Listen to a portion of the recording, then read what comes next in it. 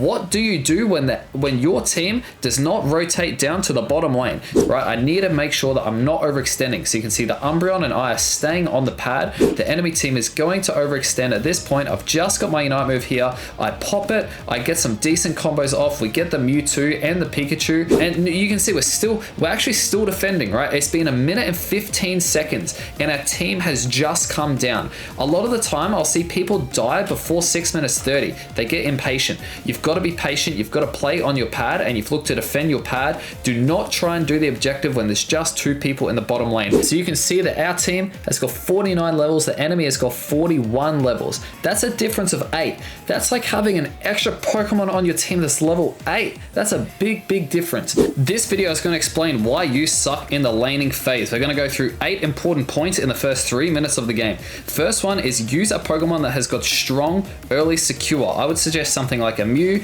an Inteleon, an Espeon, but there are many picks that you can use. Secondly, use something that is strong early. So as stated above, an Inteleon does really well early. So does a Mew, so does an Espeon. I would probably avoid these picks like Glaceon needs level 6 to do some operating, or especially Tyranitar who needs level 9 to do some operating. So use something with good early secure and strong early. The third thing is use a good combination. So generally it's an attacker and a tank or some kind of a supporter and something with range and melee. So you want a mixture of those two. So Inteleon is an attacker with some range and the Umbreon is a tank with the melee, right? So good combination there. The fourth point would be not overextending and to stay alive in your lane. This is super important. If you're dead, you're not getting any of the farm, and most importantly, your enemy team is going to be getting the experience lead, not only from farm, not only from killing you, but they also get score experience, which is a whole lot more than you probably think. And I'm sure many of you don't even know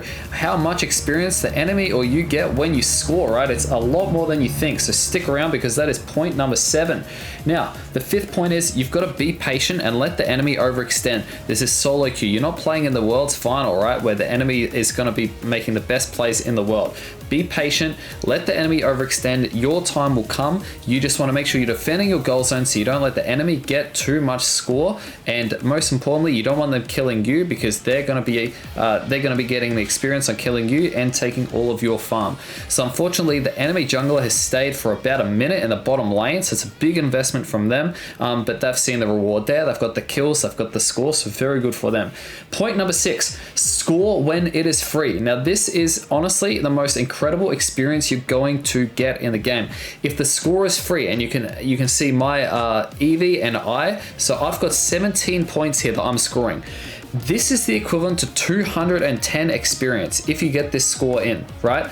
To put it into perspective, 210 experience is worth more than that Indeedee I just secured. Okay, just to put that into perspective. So when the Mewtwo gets a score of 20 early in the game, that's almost equivalent to 2 Indeedees at that particular point in time. So defending your goal zone is going to stop the enemy team getting that sort of experience onto their team, right? That's the most important thing. You've got to make sure that you are going into your objectives and to your your end game with the experience lead. Thing number 7 is focus on the farm, focus on the net score difference, and ultimately the objective. Now, this is the most important thing. Thing number 8, and this is the motivation for me making this video. What do you do when your team does not rotate down to the bottom lane? So you can see it's the 7-minute mark. The Umbreon and I are still in the bottom lane. It's not broken, and we've got 3 people in the top lane. The very first thing I do is I know that I'm going to be getting an onslaught here, so I want to make sure I've got all the resources possible. That includes my Unite move. I see what farm can I get. There's a blue buff, and then there's that farm there, right? I need to make sure that I'm not overextending. So you can see the Umbreon and I are staying on the pad. We're playing very patient. We're letting the enemy team engage. And I know that I'm going to be able to do good things as soon as I get my Unite move. The enemy team is going to overextend at this point. I've just got my Unite move here. I pop it. I get some decent combos off. We get the Mewtwo and the Pikachu. Those are 2 big kills. And we force the Wigglytuff to go back. We end up securing a bit of farm. And of course, guys, we cannot overextend. That's the most important point. Right, we actually end up getting that Wigglytuff there, and honestly, I think it's just a little bit lucky. I've actually managed to escape this Greedent here.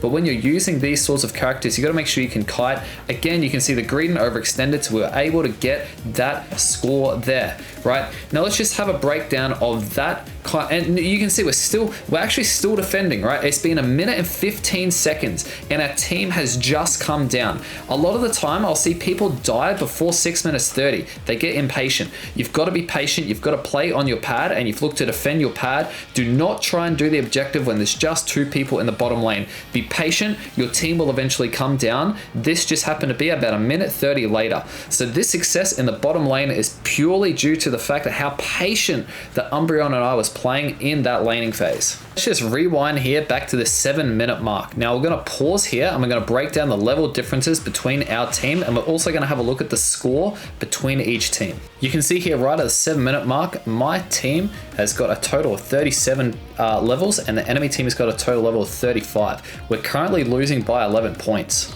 Now in this particular stage, I'm looking to defend my zone because I can see that my team is not looking like they're coming down. So all that means is I'm going to have to stall. It doesn't mean you tilt. It doesn't mean you start pinging your team. It just means understand the job that you have got at hand. And this play from the Umbreon and I right here is what separates a winning team versus a losing team. You are trying to win your lane as best as you absolutely can.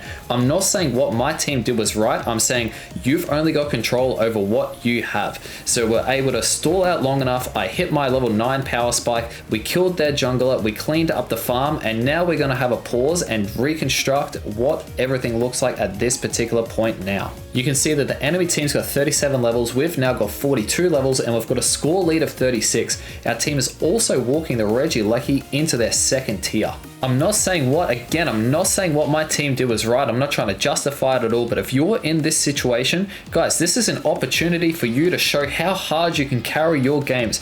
Rather than just tilting and blaming your team, this is what makes you a very good laner, or maybe a, fairly decent laner to an exceptional laner. Now, I'm not saying I'm able to do this every single time, but this is what I strive to do in every single scenario when my team is, staying in that top lane and I'm staying in the bottom lane. So you can see this has been going on for 1.5 minutes, and I'm going to do a final breakdown of the levels and of the score difference after we secure this objective and score these points, because this is absolutely 110%. This is an opportunity you should be looking to take, not a reason for you to tilt with your team. So there we go, bang, bang, bang, bang, and now we're going to pause.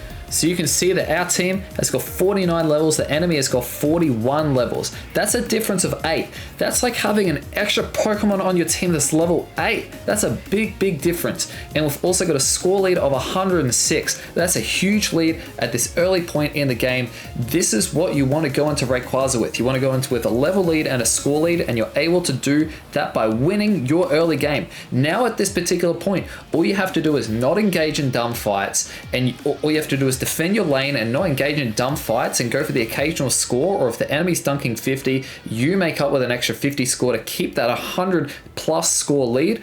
And guys, this is how you win more games of Pokemon Unite. You must understand the importance of winning your early game.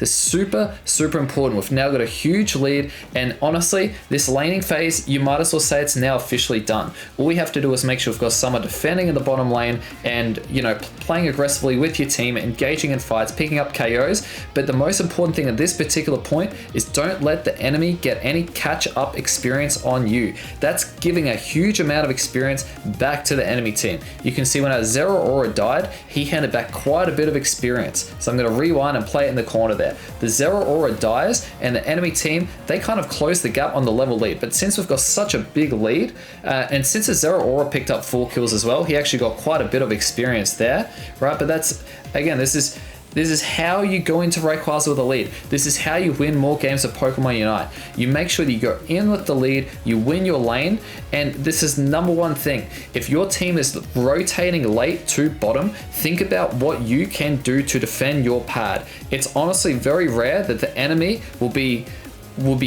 collectively thinking on the same page that they must rip the objective as soon as possible, right? It's very rare that they understand this in solo queue. Yes, it does happen, but if you apply this sort of strategy with you and your laning partner, or maybe you and some other person who might have watched this video, maybe he's playing tank and you're on the Inteleon, you are absolutely going to be performing a lot better and winning a lot more games. Guys, if you got some value out of this guide, out of this laning phase, like why you suck, or maybe if you learned a thing or two, because honestly, this, in my opinion, is probably the most valuable laning phase and laning macro guide and laning tips I have put out to date by a long shot, right? So if you're getting some value and you found this video helpful, give it a thumbs up. Let me know in the comments if you learned something new here, and also let me know in the comments if you think that I've left anything out. Have a very wonderful day and enjoy winning your games of solo queue.